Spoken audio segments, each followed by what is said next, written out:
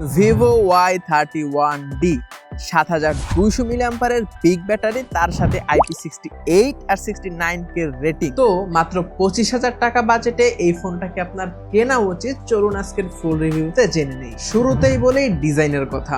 আমার কাছে আছে গ্রে কালার, ব্যাক সাইডটা সম্পূর্ণটা প্লাস্টিক বিল্ড আর ক্যামেরা বাম্পের এই জায়গাটা মেটাল। এখানে দুইটা ক্যামেরা মডিউল দেওয়া আছে, তার সাইডে ফ্ল্যাশ আর নিচে একটি ছোট্ট ডাইনামিক লাইট। এই লাইটটা চার্জ দেওয়ার সময় অথবা নোটিফিকেশন লাইট হিসেবে অথবা বিভিন্ন সিনারিওতে এটা জ্বলে। ব্যাক সাইডের ডিজাইনটা দেখতে অসম্ভব সুন্দর আর অসম্ভব প্রিমিয়াম লাগে, একদমই চিপ ফিল হয় না প্লাস্টিক বিল্ড হওয়ার পরও। হাতে নিতেও কিন্তু বেশ ভালো লাগে, আপনি একদম ফিলই করবেন না যে কোনো প্লাস্টিক বডির ফোন আপনি ধরে আছেন। অসম্ভব সুন্দর দেখতে ডিজাইনটা। পার্সোনালি গ্রে কালারটা আমার কাছে বেশ ভালো লেগেছে। এটার কিন্তু রেড কালার একটা ভার্সন আছে, সেটা অনেকের কাছে ভালো লাগলেও গ্রে কালারটা আমার কাছে বেশি ভালো লেগেছে। আর নিচের এই যে সেন্সরের মতো দেখতে পাচ্ছেন ক্যামেরার, এটা নিয়ে পরে কথা বলতেছি। বাট এখানে ছোট্ট একটা ছিদ্র দেওয়া আছে, এখানে কিন্তু আইআর ব্লাস্টারের সেন্সরটা দেওয়া আছে। হ্যাঁ, এই ফোনে আইআর ব্লাস্টারও আছে, চাইলে রিমোট হিসেবে ফোনটাকে ব্যবহার করতে পারবেন। ব্যাক সাইডে ফিঙ্গারপ্রিন্ট একদমই পড়ে না, ব্যাক সাইডটা সম্পূর্ণটা ফ্ল্যাট না, সাইডে একটু সামান্য কার্ভি টাইপের ফিল আসে, যার জন্য হাতে ধরতে হ্যান্ড ফিলটা খুব ভালো। ফোনটা আমার মতো বেশ স্লিম হওয়ার চেষ্টা করলেও 7200 মিলিঅ্যাম্পারের বিশাল ব্যাটারির জন্য হাতে নিলে একটু ভারী অবশ্যই ফিল হয়। তো হ্যাঁ, বিগ ব্যাটারি হিসেবে ফোনটা যথেষ্ট পাতলা না আর কি, একটু বাল্কি, কিন্তু এক হাতে ব্যবহার করতে আমি কোনো প্রবলেম ফেস করতেছিলাম না। আমি তো বেশ কমফোর্টেবল ভাবে ইউজ করতেছিলাম। হ্যাঁ, অবশ্য আমার হাত বড়, সেটা আলাদা বিষয়, বাট যাদের হাত একটু ছোট তারা হয়তো এক হাতে ব্যবহার করার জন্য একটু প্যারা ফেস করতে পারেন। আর ফোনটিতে যেহেতু IP68 আর 69K রেটিং দেওয়া আছে, সেহেতু ফোনটা যথেষ্ট শক্তপোক্ত, যথেষ্ট ডিউরেবল। এটি সরাসরি পানিতে ভিজালেও কোনো সমস্যা নেই, আপ টু 1 আওয়ার পর্যন্ত নাকি এটা পানির নিচে থাকতে পারে। আর এটায় আন্ডার ওয়াটার ফটোগ্রাফির জন্য কিন্তু একটা ডেডিকেটেড মুড দেওয়া আছে, চাইলে আন্ডার ওয়াটার ফটোগ্রাফিও করতে পারেন। বাট আমি সেই রিস্ক নিচ্ছি না ভাই, আমার ফোনের প্রতি অনেক বেশি মায়া। হ্যাঁ, যদি কখনো সিচুয়েশন এরকম হয় পানিতে ভিজে গেছে, সেক্ষেত্রে অবশ্যই আপনি একটা সেফটি প্রোটেকশন পাবেন। বাট যেহেতু 68 বা 69K রেটিং দেওয়া আছে, তাই নিজে থেকে কেউ পানিতে ভিজায়েন না, বলা তো যায় না। ফোনটির ডান সাইডে আছে ভলিউম আপ ডাউন বাটন এবং পাওয়ার বাটন। আর নিচের দিকে খেয়াল করলে দেখতে পাবো স্পিকার, চার্জিং পোর্ট, অবশ্যই টাইপ সি, তার সাথে মাইক্রোফোন। আর বাম সাইডের উপরের দিকে আছে সিম ট্রে। এখানে এক্সট্রা কোনো মেমোরি কার্ড ইউজ করা যায় না, এটা একটা ব্যাড সাইড বলতে পারি। তবে হ্যাঁ, এখানে দুইটা সিম ইউজ করতে পারবেন। আর উপরের দিকে পেয়ে যাব সেকেন্ডারি নয়েজ ক্যান্সেলেশন মাইক্রোফোন। এই ফোনটি যদিও স্টুডিও হিসেবে কাজ করে, সেটা হলো আমরা কথা বলার সময় যে ছোট্ট স্পিকারটা দিয়ে কথাটা শুনি, সেই স্পিকারটা এখানে স্টুডিও স্পিকার হিসেবে কাজ করে। বাট এটার লাউডনেসটা একটু কম, বাট ওভারঅল ফোনের স্পিকারের লাউডনেস যথেষ্ট ভালো। এখন ডিসপ্লে নিয়ে যদি কথা বলতে যাই, এখানে একটু হতাশা অবশ্যই কাজ করে, কারণ এই ফোনের সামনের দিকে আছে 6.75 ইঞ্চের একটা ডিসপ্লে, কিন্তু এই ডিসপ্লেটা ফুল এইচডি প্লাস না, শুধুমাত্র এইচডি প্লাস। তার উপরে এটা অ্যামোলেড না, এটা এলসিডি প্যানেল। হ্যাঁ, এই বাজেটে আমরা অ্যামোলেড প্যানেল এক্সপেক্ট করতেই পারি। তো এই জন্য আপনি যদি অনেক বেশি মিডিয়া কনজিউম করেন, সেক্ষেত্রে ডিসপ্লের যে রেজলিউশন কম, সেটা অনেক সময় আপনি ফিল করবেন। বাট ডে টু ডে লাইফে ডিসপ্লে রেজলিউশন যে কম, সেটা একদমই ফিল করতেছিলাম না। আমার কাছে তো সবকিছু স্বাভাবিক মনে হচ্ছিল। বাট আপনার কাছে যদি ডিসপ্লে নিয়ে খুঁতখুঁতানি থাকে, সেক্ষেত্রে অবশ্যই আপনি এটা ফিল করবেন। তবে হ্যাঁ, এই ডিসপ্লেটা 120 হার্জের, যার জন্য ডিসপ্লেটা যথেষ্ট স্মুথ ছিল। আর ডিসপ্লে কিন্তু কার্ভ না, ডিসপ্লে একদম সম্পূর্ণ ফ্ল্যাট। ডিসপ্লে দেখতে যথেষ্ট ভালো। ডিসপ্লের ব্যাজেলের কথা যদি বলি, উপর দিকে সামান্য অল্প একটু ব্যাজেল আর নিচে বেশ ভালো bezel. But consider price, I think ঠিক আছে ব্যাজেলটা।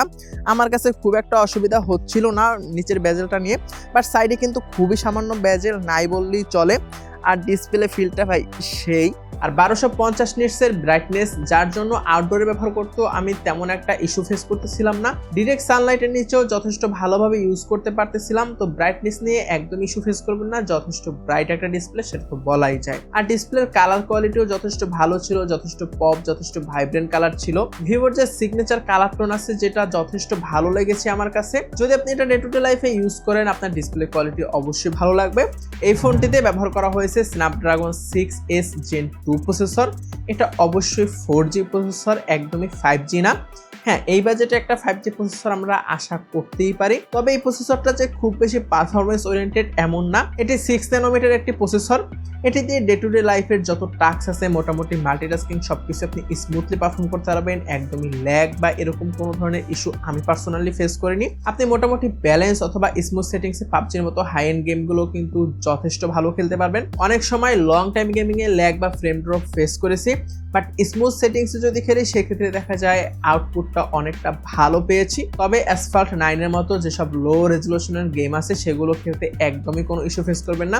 সেগুলো যথেষ্ট স্মুথলি খেলা যাচ্ছিল, কোনো রকমের ইস্যু হচ্ছিল না, ফোন তেমন একটা গরমও হচ্ছিল না।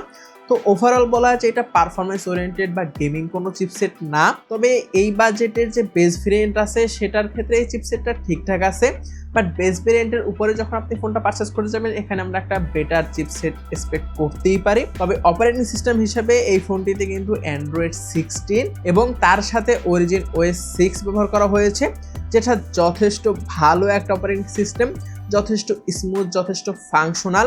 তো মাল্টিটাস্কিং বা ডে টু ডে লাইফের কাজগুলো করার ক্ষেত্রে একদমই কোনো ধরনের ইস্যু আমি পার্সোনালি ফেস করিনি। অরিজিন ওএসটা আমার কাছে যথেষ্ট ভালো লেগেছে। হ্যাঁ, প্রত্যেকটা ওএসের কিন্তু আলাদা আলাদা ফ্যান বেজ আছে, প্রত্যেকটা ওএসই কিন্তু অনেকের কাছে ভালো লাগে, অনেকের কাছে খারাপ লাগে। সবার টেস্ট বা সবার চাহিদা যেহেতু ডিফারেন্ট, এটা লাগা একদমই স্বাভাবিক। বাট পার্সোনালি অরিজিন ওএস আমার কাছে একদমই খারাপ লাগেনি, যথেষ্ট ভালো একটা ওএস মনে হয়েছে। তবে ফোনটির শুরু থেকে অনেকগুলো গেম, অনেকগুলো হাবিজাবি অ্যাপস ইনস্টল করা থাকে। এগুলো যদি আপনার কাছে বিরক্তির কারণ হয় সেক্ষেত্রে আমার মতো আনইনস্টল করে নিতে পারেন। এগুলো আনইনস্টল করে নিলে লাইফ একদম ঝিঙ্গালালা। আর হ্যাঁ, এই ফোনটিতে বাইপাস চার্জিং এর সিস্টেম দেওয়া আছে, এর মানে আপনি চার্জে লাগিয়েও ফোনটি থেকে ইউজ করতে পারবেন। যদি গেম খেলতে চান সেক্ষেত্রে চার্জে লাগিয়েও আপনি ফোনটি দিয়ে গেম খেলতে পারবেন, সেক্ষেত্রে কোনো ধরনের প্রবলেম একদমই হবে না। আর হ্যাঁ, এই পয়েন্টটা সব থেকে মোস্ট ইম্পর্টেন্ট পয়েন্ট, সেটা হলো এই ভিডিওর নিচে থাকা সাবস্ক্রাইব বাটন। তো এখনো যদি সাবস্ক্রাইব করে না থাকেন প্লিজ সাবস্ক্রাইব। এত সুন্দর করে বললে লাভ নেই, মানুষ সাবস্ক্রাইবই করতে চায় না, কিপটা তো আমার মতো। পিছনের মেইন ক্যামেরাটি 50 মেগাপিক্সেলের, তার সাথে আছে 2 মেগাপিক্সেলের একটি ডেপথ সেন্সর। সূর্যের আলোতে ছবিগুলো বেশ ভালো, বেশ পপ কালারফুল, মানে ভিভোর যে সিগনেচার কালার টোন আছে সেরকমই ছবিগুলো আমি পেয়েছি। মোটামুটি কাজ চলে যাওয়ার মতো যথেষ্ট ভালো ছবি পেয়েছি, বাট জুম করলে দেখা যায় হ্যাঁ ডিটেলসের কিছুটা ঘাটতি ছিল। ডাইনামিক রেঞ্জ বাজেটে ঠিকঠাকই কন্ট্রোল করতে পারে, মানে অনেক বেশি যে এক্সপেকটেশন রাখবেন এই বাজেটে বর্তমান প্রেক্ষাপটে সেটা না। বাজেটে আই থিঙ্ক ক্যামেরা ঠিকঠাক আছে, বাট অনেক বেশি যে স্পেশাল কিছু এরকম না। আর পিছনে হ্যাঁ একটা মাত্র ক্যামেরাই ব্যবহার করা হয়েছে আর একটা ডেপথ সেন্সর, এটা থাকা না থাকে একই বিষয়। তবে পিছনে যে পোর্ট্রেট মোডটা দেওয়া হয়েছে এই পোর্ট্রেট মোডটার এজ ডিটেকশনটা একদমই ভালো ছিল না। আমি যতবারই পোর্ট্রেটের ছবি তুলেছি এই সাইডের যে এজ ডিটেক্টগুলো এগুলো কিন্তু একটু গরমিল করে ফেলতেছিল, নষ্ট করে ফেলতেছিল। তো পোর্ট্রেট মোডটা বেশ ভালো কাজ করে না আমার কাছে, তো পোর্ট্রেট মোডটা অ্যাভয়েড করবেন যদি এই ফোনটা আপনি ইউজ করেন। আর এই ফোনের ব্যাক ক্যামেরা দিয়ে কিন্তু 4K একদমই ভিডিও করা যায় না, শুধুমাত্র 1080p 30fps পর্যন্ত ভিডিও করা যায়। হ্যাঁ, 60fps এর অপশনও এই ফোনটাতে একদমই নাই। এটা হলো এই ফোনের সেলফি ক্যামেরা দিয়ে রেকর্ড করা ভিডিও 1080p তে। আর এই যে সাউন্ডটা শুনতে পাচ্ছেন এই সাউন্ডটাও কিন্তু ডিরেক্টলি ফোনের মাইক্রোফোন থেকে রেকর্ড হচ্ছে। তো এরকম একটা কোয়ালিটি পাবেন যদি এই ফোনের মাইক্রোফোন থেকে আপনি সাউন্ড রেকর্ড করেন অথবা যদি ভিডিও করেন সেক্ষেত্রে। তো আশা করি বুঝতে পারতেছেন যে এটার মাইক্রোফোন কোয়ালিটি কিরকম, এটার ভিডিও কোয়ালিটি কিরকম। তবে সামনের সেলফি ক্যামেরা হিসেবে 8 মেগাপিক্সেলের ক্যামেরা ব্যবহার করা হয়েছে। 8 মেগাপিক্সেল দিয়ে যথেষ্ট ভালো সুন্দর ছবি আপনি পেয়ে যাবেন। যদি পোর্ট্রেটকে অ্যাভয়েড করেন তাহলে এটার সামনের পোর্ট্রেটও অতটা ভালো লাগেনি আমার কাছে। সামনের ক্যামেরা দিয়েও 1080p 30fps পর্যন্ত ভিডিও রেকর্ড করতে পারবেন। আর সামনের ক্যামেরার ছবিও যথেষ্ট আমার কাছে ভালো লেগেছে কনসিডারিং দিস বাজেট। মোটামুটি সোশ্যাল মিডিয়া রেডি সেলফি আপনি অবশ্যই সামনের ক্যামেরা দিয়ে পেয়ে যাবেন। খুব বেশি বেস্ট পারফরমেন্স ওয়ালা যে ক্যামেরা বা খুব বেস্ট পারফরমেন্স ওয়ালা যে ছবি এরকমটা একদমই বলবো না, বাট কাজ চলে যাবে আপনার এতটুকু অবশ্যই বলতে পারি। এবার আসি আসল জায়গায়। 7200 মিলিঅ্যাম্পারের বিশাল বড় একটা ব্যাটারি ব্যবহার করা হয়েছে এই ফোনটিতে। এক চার্জে আমি নর্মালি 2 দিনের মতো টেনে টুনে পার করতেছিলাম যদি স্বাভাবিক ইউজ করি বা নর্মাল ইউজ করি। আর যদি একটু হেভি ইউজ করি সেক্ষেত্রে অনায়াসে 1 দিন প্লাস ব্যবহার করা যায়। তো এই ফোনের ব্যাটারি ব্যাকআপ কিন্তু যথেষ্ট ভালো। যারা সারাদিন বাইরে থাকেন অথবা দিনে খুব একটা চার্জ দেওয়ার টাইম পান না, আপনার লং ব্যাটারি লাইফ প্রয়োজন, সেক্ষেত্রে এই দিকটা বিবেচনা করে আপনি এই ফোনটাকে অবশ্যই আপনার কনসিডারেশনে রাখতে পারেন। ব্যাটারি ব্যাকআপ যথেষ্ট ভালো ছিল যদি স্বাভাবিক ইউজ করেন বা নর্মাল ইউজ করেন, সেক্ষেত্রে 2 দিন প্লাসও অনেক সময় টেনে টুনে আপনি পার করে ফেলতে পারবেন। সেটা অবশ্যই ডিপেন্ড করে আপনার ব্যবহারের উপর। আর এই ব্যাটারিকে চার্জ করার জন্য বক্সের ভিতরে 44 ওয়াটের ফাস্ট চার্জিং চার্জার দিয়ে দিয়েছে। হ্যাঁ, আগেও বলেছি, আবার বলতেছি, এখনো ভালো ভালো কিছু কোম্পানি আছে যারা বিভিন্ন মূলাধরাইয়া বক্স থেকে চার্জার গায়েব করে নাই। হ্যাঁ, ভিভো তাদের কাতারেই পড়ে। অসংখ্য ধন্যবাদ বক্সে চার্জার দিয়ে দেওয়ার জন্য। আর এই চার্জার ব্যবহার করে 1 ঘন্টা 20 বা 30 মিনিটের ভিতরে কিন্তু 100% চার্জ আপনি করে ফেলতে পারবেন। সব কথা বলার পরও অনেক সময় ভালো এবং খারাপ দিকগুলো এক নজরেও জেনে নেওয়া উচিত। আগে খারাপ দিকগুলোর কথা বলি। এই ফোনটিতে এলসিডি প্যানেল ব্যবহার করা হয়েছে, যার জন্য রেজলিউশন অনেকটা কম মনে হয়।